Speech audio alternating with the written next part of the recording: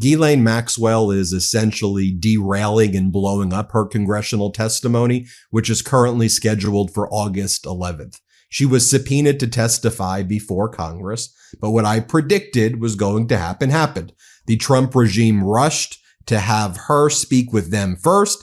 They gave her immunity. She leaves, and then she says, I'm not sure if I'm going to speak before Congress. She spoke in front of Donald Trump's DOJ. I'm not sure if I'm going to speak in front of Congress. And now she's setting terms and conditions if Congress wants to speak with her that are frankly not realistic and have the practical effect of derailing the congressional testimony. She says, well, I'm just not going to speak. I'll invoke my Fifth Amendment. Even if you give me a form of immunity, unless my other conditions are met, what are you going to do about it? Ultimately, the Department of Justice is the one that would have to prosecute me anyway. You're going to do a referral to the Department of Justice for contempt of Congress when I just spoke with the Department of Justice and I spoke to Donald Trump's former criminal defense attorney, Todd Blanche, who's now the #2 at the DOJ. I predicted this was going to happen, and it's going pretty much exactly as I thought, although she's pretending to entertain the congressional subpoena, but she's putting so much hoops and hurdles as to completely derail it. Let me show you what she just did. So she sent a letter to Congress in response to the subpoena she received. Subpoena. Hey, sex trafficker, you're serving 20 plus years in Tallahassee. Show up. We want to take your deposition under oath, right? That's what Congress did. And then her response was, through her lawyer, David Oscar Marcus, they sent a letter back to the House of Representatives and they said, here are our conditions. 1, we want you to grant us formal immunity. 2, the interview can't happen at the correctional facility where she's currently serving her sentence. 3, to prepare adequately for any congressional deposition and to ensure accuracy and fairness, she says, we require that Congress submit all of its questions in advance. Thus, there can be no surprise questioning because that would be inappropriate and unproductive. Do you see how emboldened Donald Trump and Trump's DOJ has made this convicted sex trafficking liar? She's emboldened because she's like, Donald Trump's dangling pardons in front of me. I've got the goods and secrets on Trump. I've already been given immunity by Trump's DOJ. So they've basically also given me a golden ticket for a retrial. And then she goes, I will only sit for an interview. By the way, they want your deposition, but she's calling it like an interview. The interview would be scheduled only after the resolution of her Supreme Court petition and her forthcoming habeas petition. So she's filed 2 things that we've been covering here, right? She's appealed her 20-year sentence and her conviction to the Supreme Court, arguing that a non-prosecution agreement entered by a Republican United States attorney in Jeffrey Epstein in 2008 applies to co-conspirators. She goes, I'm a co-conspirator. The non-prosecution agreement should allow me to basically be immune from all charges. The case should never have been brought against me. Separately, she's bringing a habeas petition. And what's she going to argue in her habeas petition? That I should get a retrial because she's going to say that Donald Trump has claimed that the Epstein files are all one gigantic hoax. And in fact, the president of the United States is now claiming publicly that the lead prosecutor in the sex trafficking case, who has since been fired, Maureen Comey, that her dad, James Comey, was the one who invented the Epstein hoax, according to Donald Trump. And thus, this is new information that I didn't have when you charged me. The president of the United States said it. So I want you to take judicial notice of what he said. I deserve a retrial. So by the way, that petition's going to take a very long time to sort out. It could be months. It could be years. It could be sooner. And then there could potentially be appeals surrounding that. And then the Supreme Court proceedings will drag on as well. And she goes, I will not who are you, Ghislaine Maxwell, sex trafficker, like one of the worst one of the worst sex traffickers in history of humankind. You're dictating the terms to Congress because she knows that Donald Trump has got her back. Here's the headline from CNN. Maxwell offers to testify before Congress, but with major conditions, including immunity. It's immunity plus You give me the questions in advance. I'll decide basically what I answer. I decide the turf where it happens. It doesn't happen in my congressional facility, in my correctional facility. And let's wait to see what the Supreme Court does. Wink, wink, Donald Trump, right-wing Supreme Court, and the habeas petition. You see what they're setting up? You're seeing what they're setting up? Here's her letter, just so you can see for yourself. It's dated July 29, 2025. It's sent to the House Oversight Committee. The Democrats were able to do a maneuver to get this subpoena out. James Comer did not want to subpoena her, who leads the Oversight Committee, but Democrats did a maneuver to force the vote. Dear Chairman Comer, thank you for your July 23rd letter and the accompanying subpoena to Miss Ghislaine Maxwell. As you know, Miss Maxwell is actively pursuing post-conviction relief, both in a pending petition before the United States Supreme Court and in a forthcoming habeas petition. Any testimony she provides now could compromise her constitutional rights, prejudice her legal claims, and potentially taint a future jury pool.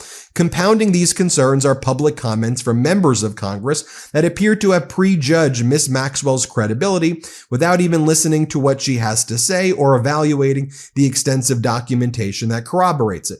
Pause here. She deserves to be prejudged. She was convicted by a jury. She's not being prejudged. She's being judged. She's an adjudicated sex trafficker. A jury heard her case. If she wanted to get immunity and get all of these things, she could have done so before her trial. She could have confessed to what she did. But as we know from the Department of Justice filings back in 2022 in the sentencing memorandum, they said that she shows zero remorse, that she's a complete liar, and we know that she was convicted of sex trafficking. So yeah, we get to prejudge who she is. It goes on to say, accordingly, our initial reaction was that Miss Maxwell would invoke her Fifth Amendment rights and decline to testify at this time. However, after further reflection, we would like to find a way to cooperate with Congress if a fair and safe path forward can be established. Several conditions would need to be addressed for that to be possible. Now, her lawyer knows what he's doing. He's a smart lawyer. I mean, you may not like what he's doing. I certainly don't, but he's a criminal defense lawyer. He knows that he's going to act like she'll be cooperative, but he's going to set conditions that he knows Congress likely won't meet or won't agree to, and frankly shouldn't agree to. Then he goes through the conditions. First, public reports, including your own statements, indicate the committee intends to question Ms. Maxwell in prison and without a grant of immunity. Those are non-starters. Who are you to say these are non-starters? You represent a convicted sex trafficker. What are you talking about? Ms. Maxwell cannot risk further criminal exposure in a politically charged environment without formal immunity. And by the way, that was the request made to the Trump regime. They gave her immunity, boom, right away. Nor is a prison setting conducive to eliciting truthful and complete testimony. The potential for leaks from such a setting creates real security risks and undermines the integrity of the process. All of this should be made public. Why would we even be worried about leaks? Oh, that's right, because the Trump DOJ has not released what Ghislaine Maxwell has said. They've covered it up. Donald Trump's former criminal defense attorney, Todd Blanche, who's now the number 2 at the DOJ, said he may discuss it at the appropriate time, but we, the people, have not got that information at all. They're literally actively covering it up right now. Whatever Congress gets from Ghislaine Maxwell should leak. It shouldn't be a leak. It should be made public. It should just come out that day. We should get transcripts of it that moment. Who are you? You are a convicted sex trafficker. What kind of terms are you setting? Second, Ms. Maxwell has served 5 years in prison, including nearly 2 years in pretrial detention under conditions that violated her constitutional rights and were, by any objective measure, torturous. So she's saying she's being tortured. The convicted sex trafficker wants you to feel bad for her for being tortured. By the way, same argument she made during her sentencing in 2022, and the judge said, absolutely not. You're getting the same conditions that other people are getting. To prepare adequately for any congressional deposition and to ensure accuracy and fairness, we would require the committee's questions in advance. This is essential not only to allow for a meaningful preparation, but also to identify the relevant documentation from millions of pages that could corroborate her responses. Years after the original events and well beyond the criminal trial, this process cannot become a game of cat and mouse. Surprise questioning would be both inappropriate and unproductive. Third, we respectfully, did Donald Trump give her the questions in advance? The questions in advance? Seriously? Third, we respectfully request that any appearance be scheduled only after the resolution of her Supreme Court petition and her forthcoming habeas petition. Proceeding before those matters are resolved would unfairly prejudice her if she is successful. Also, I want to get this straight. You were not prejudiced to speak with Todd Blanche, Donald Trump's criminal defense attorney, but you are prejudiced to speak with Congress before your habeas petition and Supreme Court appeal are resolved. Doesn't that shed light on what went down with Todd Blanche and Donald Trump? Isn't it so obvious to you what is happening here? Then it goes, please let us know whether the committee is amenable to these conditions. If not, Ms. Maxwell will have no choice but to invoke her Fifth Amendment rights. Of course, in the alternative, if Ms. Maxwell were to receive clemency, and she would be willing and eager to testify openly and honestly in public before Congress in Washington, D.C. She welcomes the opportunity to share the truth and to dispel many misconceptions and misstatements that have plagued this case from the beginning. From the day of her arrest in 2020, Ms. Maxwell has endured 23 months at MDC Brooklyn, a facility widely regarded as one of the worst in America. Her conditions were horrific. She was kept under 24/7 surveillance, deprived of sleep by guards, shining lights in her eyes and jabbing her every 15 minutes, and denied adequate food, water, and access to prepare her defense.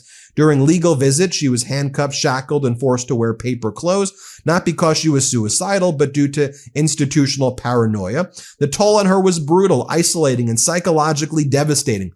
Oh, are you referring what Ghislaine went through, or are you referring what the victims went through? Because that's who we should be talking. Why do we even care what Ghislaine Maxwell said? We should go to Ghislaine and say, F you, sex trafficker, get the hell out of here. And we should be speaking to the victims about what they went through. We don't need a lying sex trafficker here giving conditions. This is embarrassing and a sham created by the Trump regime to begin with. Criticisms that she failed to testify at trial ignore the reality. She was at the time of her trial physically and mentally broken, denied even the most basic conditions needed to meaningfully defend herself and give evidence.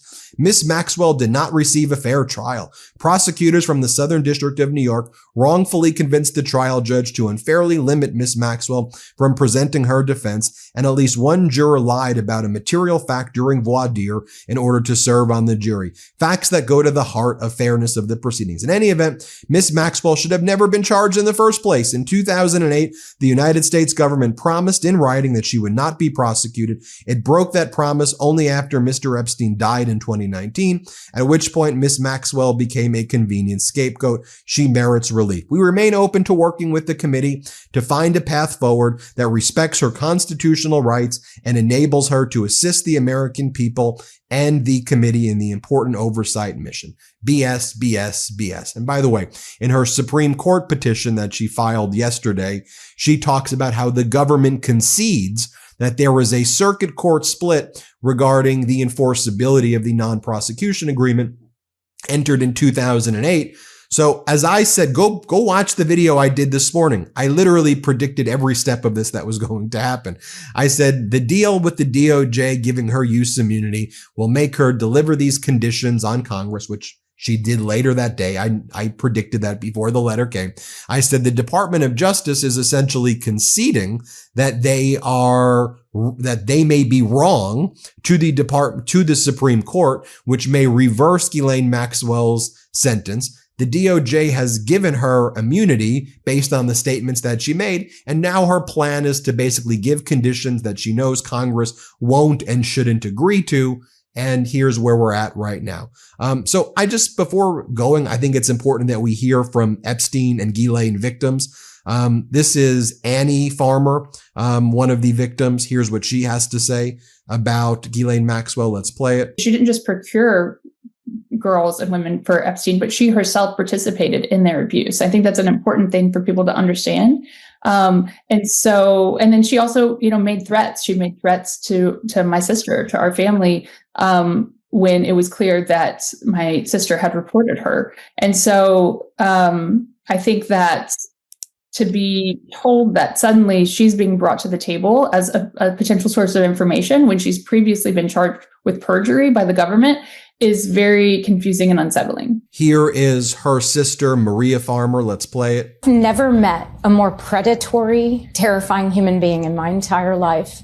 And neither had Virginia Giuffre, and neither has Annie or Anushka or many girls like Shantae Davies. There's hundreds of us that were preyed upon by Ghislaine Maxwell. She's a very dangerous person, and she threatened my life on many occasions. I've had to move and be in hiding because of this predatory child predator and just victim predator. So it's completely unacceptable for anyone to call her a victim. The woman is not a victim. She's a victimizer. And here's her sister again, Maria. Here's Maria Farmer. Let's play it. And those same Republicans want to entertain Ghislaine Maxwell, like Tim Burchett wants to entertain her and flash her around and act like we victims should not be heard from. He didn't want to speak to me. He wanted to speak to Ghislaine and give her a voice and an audience. And my little sister is one of her victims, and so am I. And then, as you know, over the weekend, MAGA Mike Johnson says that he believes Ghislaine Maxwell can be trusted. I hope so. Here, play this clip. So despicable. As you know, Mr. Speaker, the Deputy Attorney General spent 2 days interviewing her. She, of course, has been convicted of grooming, recruiting, abusing young teenage girls along with Jeffrey Epstein. Mr. Speaker, Maxwell's attorney said she answered all questions honestly and truthfully. But do you think that Ghislaine Maxwell can be trusted?